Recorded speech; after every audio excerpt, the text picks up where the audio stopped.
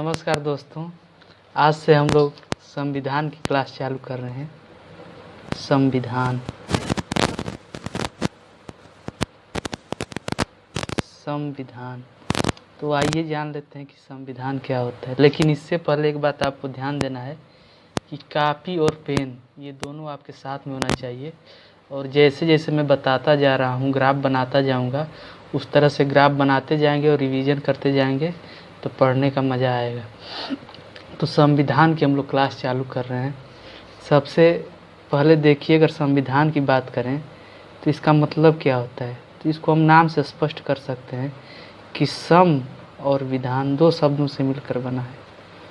सम और विधान। सम का मतलब होता है समान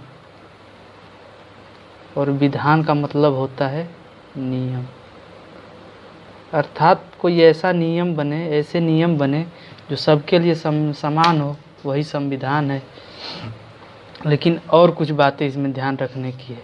अगर हम इसको थोड़ा परिभाषित रूप में देखें तो संविधान एक ऐसा दस्तावेज है, संविधान एक ऐसा दस्तावेज है जिसमें सरकार, जो सरकार होता है, सरकार इसकी जो है कि शक्तियों, मतलब सरकार के पास क्या क्या शक्तियाँ रहेंगी और सीमाओं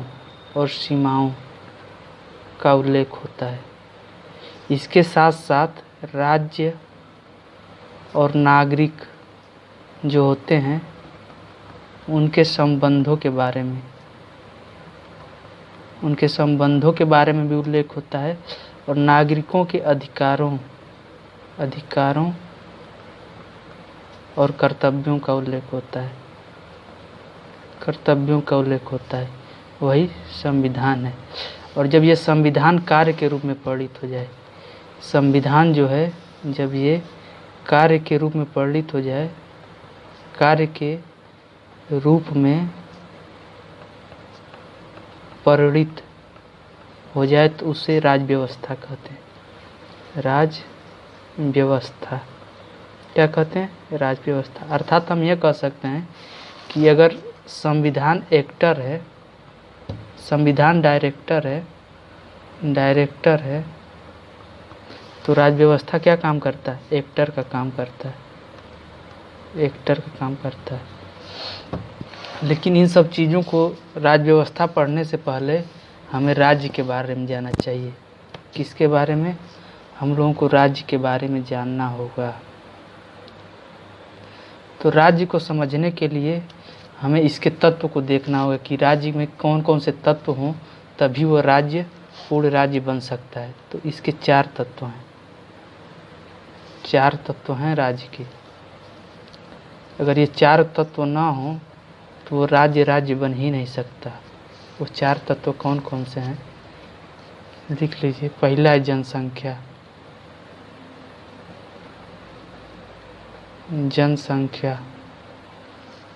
भूभाग।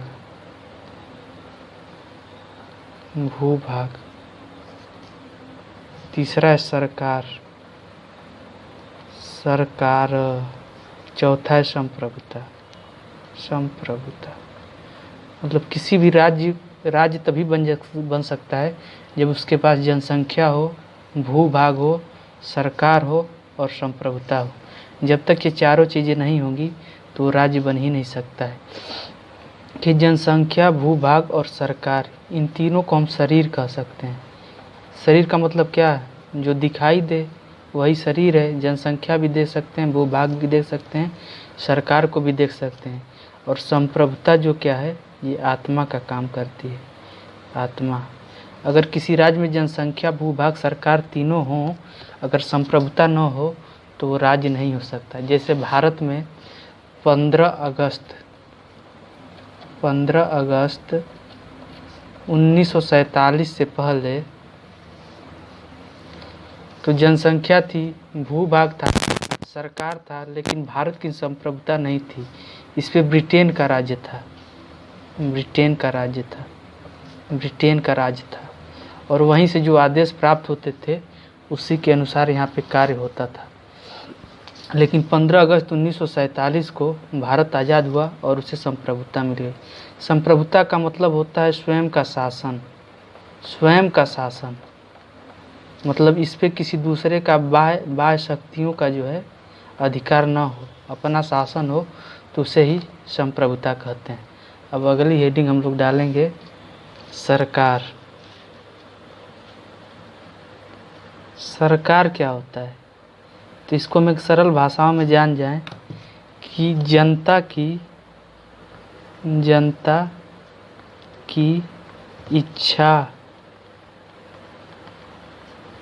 इच्छाओं को व्यक्त करने वाले तंत्र को ही सरकार कहते हैं। इसको आप लोग नोट्स बनाते जाइएगा, लिखते जाइएगा कि जनता की इच्छाओं को व्यक्त करने वाला जो सिस्टम एक बन जाता है उसी को सरकार कहते हैं। अब अगली हेडिंग हम देखेंगे कि सरकार के अंग। सरकार के अंग, सरकार के अंग, तो सरकार के 3 अंग होते हैं। सरकार के 3 अंग होते हैं, ठीक है। तो कौन कौन से अंग होते हैं इसको भी हमको देखना होगा। तो पहला होता है विधायिका। विधायिका का मतलब कि जो कानून बनाए। विधायिका क्या होती है, जो कानून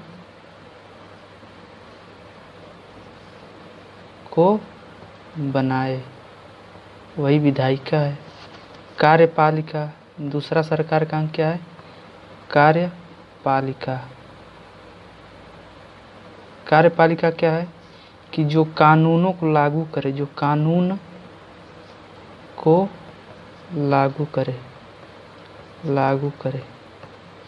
और न्यायपालिका, तीसरा है न्यायपालिका। न्यायपालिका जो कानून का संरक्षण करे, कानून का संरक्षण करे, वही न्यायपालिका है। तो विधायिका अगर हम केंद्र में देखें कि विधायिका क्या है। विधायिका केंद्र में अगर हम बात करें तो केंद्र में जो एमपी लोग होते हैं वही लोग विधायिका के रूप में कार्य करते हैं, अर्थात यही लोग कानून बनाते हैं। अगर राज्य में देखें तो एमएलए और एमएलसी लोग, एमएलए और एमएलसी ये लोग कानून बनाते हैं। अगर कार्यपालिका की बात करें, कार्यपालिका में कौन कौन से लोग होते हैं, तो अगर केंद्र में देखा जाए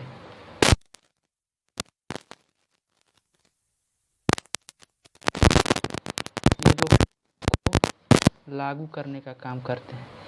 राष्ट्रपति के नीचे आपके आ जाते हैं प्रधानमंत्री,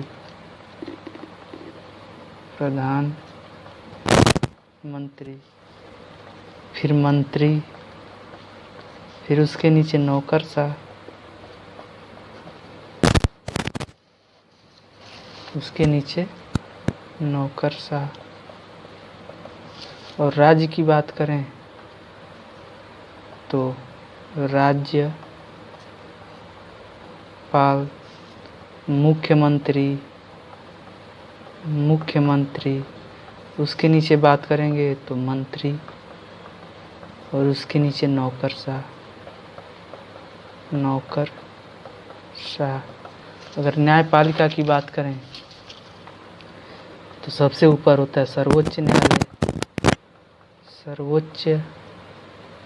न्यायालय, उसके बाद उच्च न्यायालय, और फिर नीचे होता है जिला न्यायालय।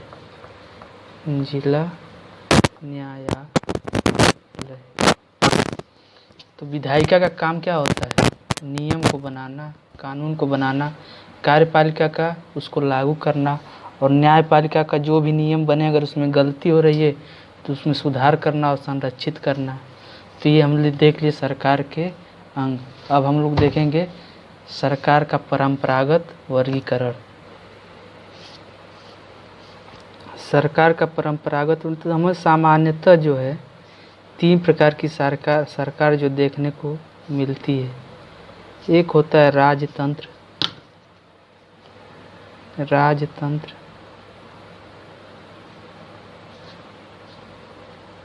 जहाँ पे राजा का शासन होता है, राजा का शासन। दूसरा होता है कुलीन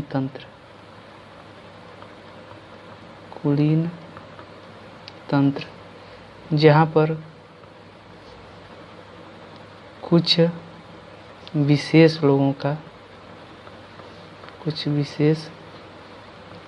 लोगों का शासन होता है। और तीसरा होता है प्रजातंत्र, जहाँ पर जनता का शासन होता है। ये हो गया सरकार का परंपरागत वर्गीकरण। अब हम लोग देखेंगे सरकार का आधुनिक वर्गीकरण। सरकार का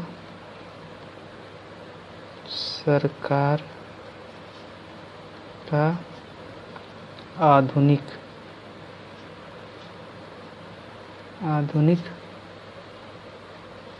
वर्गीकरण।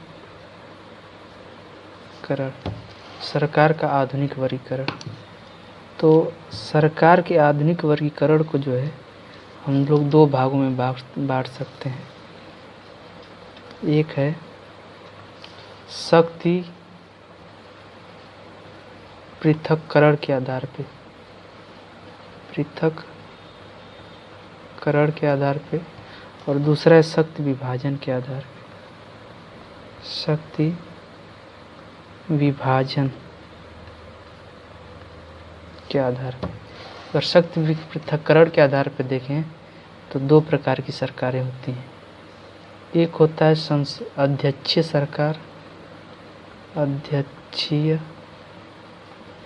सरकार,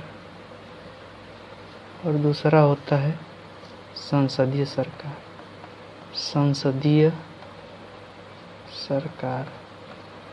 क्या होता है? शक्ति पृथक्करण पर देखें तो सामान्यतः 2 प्रकार की होती हैं, एक अध्यक्षीय सरकार और दूसरी संसदीय सरकार। शक्ति विभाजन के आधार पर देखें तो इसमें भी 2 प्रकार की होती हैं। एक होता है एकात्मक सरकार,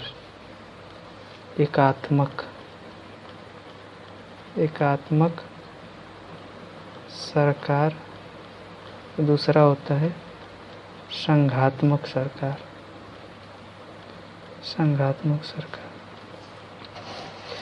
तो इसमें हमने आप लोगों को बताया था कि सरकार के जो है 3 अंग होते हैं। क्या होता है? विधायिका,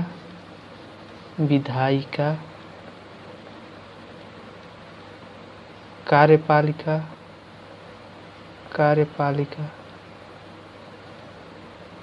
और न्यायपालिका।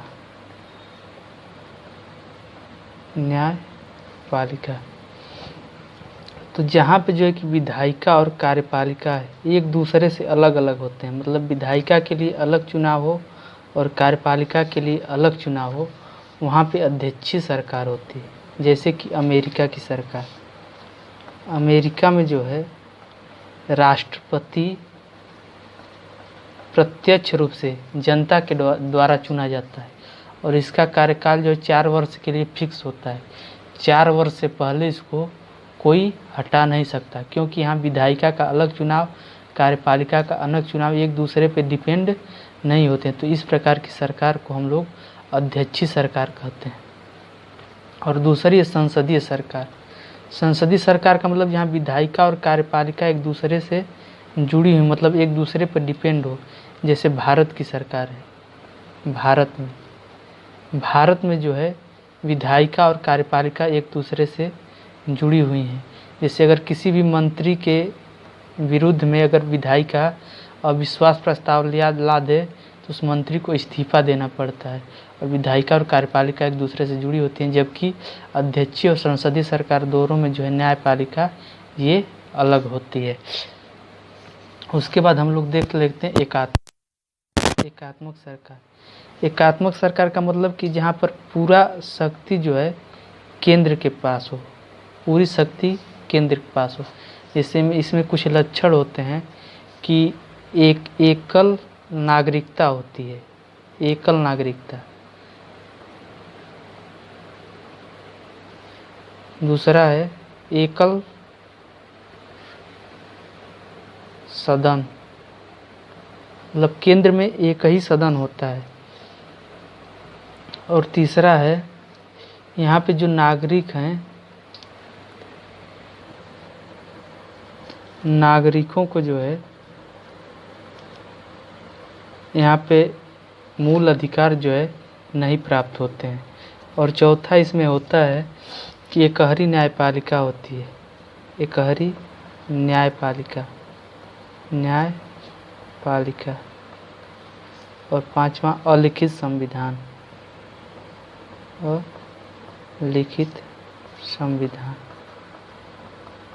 ये एकात्मक सरकार के लक्षण हैं। अगर संघात्मक सरकार के देखें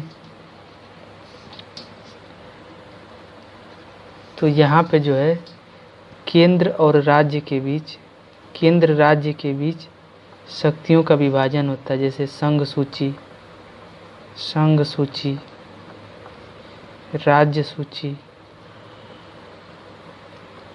और समवर्ती सूची। दूसरा पर यहाँ दोहरी नागरिकता होती है, दोहरी नागरिकता होती है। तीसरा यहाँ पर केंद्र में 2 सदन होते हैं, केंद्र में 2 सदन होते हैं। नागरिकों को जो है मौलिक अधिकार प्राप्त होता है, मौलिक अधिकार प्राप्त होता है। और पांचवा है नागरिकों को मौलिक अधिकार प्राप्त होता है और लिखित संविधान होता है, लिखित संविधान होता है। तो ये संघात्मक सरकार के लक्षण होते हैं। तो हम लोग अध्यक्षीय संसदीय सरकार, एकात्मक और संघात्मक सरकार के बारे में जान लें। तो जो अध्यक्षीय और संघात्मक सरकार है ये आपकी अमेरिका में है, अमेरिका में। और संसदीय और एकात्मक सरकार ये ब्रिटेन में है, ब्रिटेन में। और भारत में जो है संसदीय और संघात्मक सरकार है, भारत में। तो यहीं नीचे लोग नोट करके लिख सकते हैं, नोट भारत में संसदीय और संघात्मक सरकार है, संघात्मक सरकार है।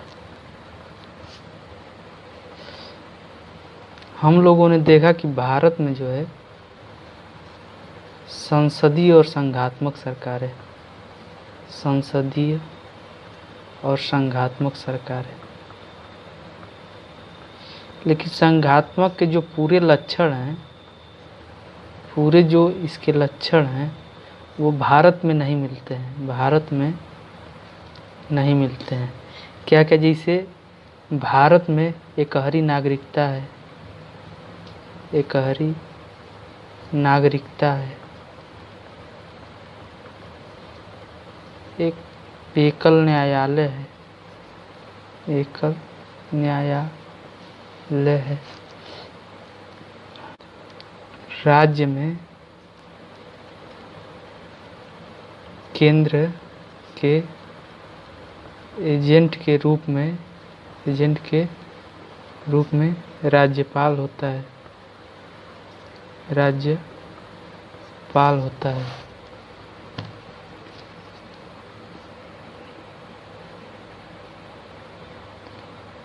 और राष्ट्रपति शासन या राष्ट्रीय आपात की स्थिति में, आपात की स्थिति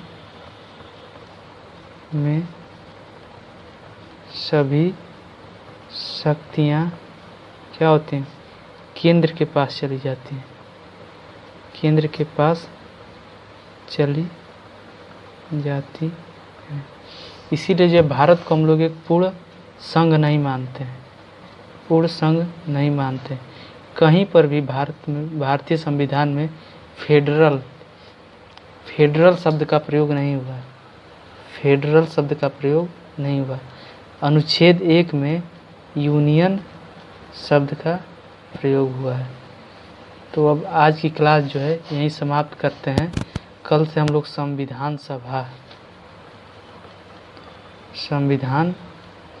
सभा पढ़ेंगे। और अगर आपको ये वीडियो पसंद आई हो तो एक बार लाइक कर दीजिए, शेयर करिए और सब्सक्राइब कर दीजिए इस चैनल को। और अगर इसमें कुछ कमी आपको लग रही हो तो आप कमेंट बॉक्स में उसको बताइए कि क्या कमी है, तो उसको सुधारने की कोशिश की जाएगी। धन्यवाद।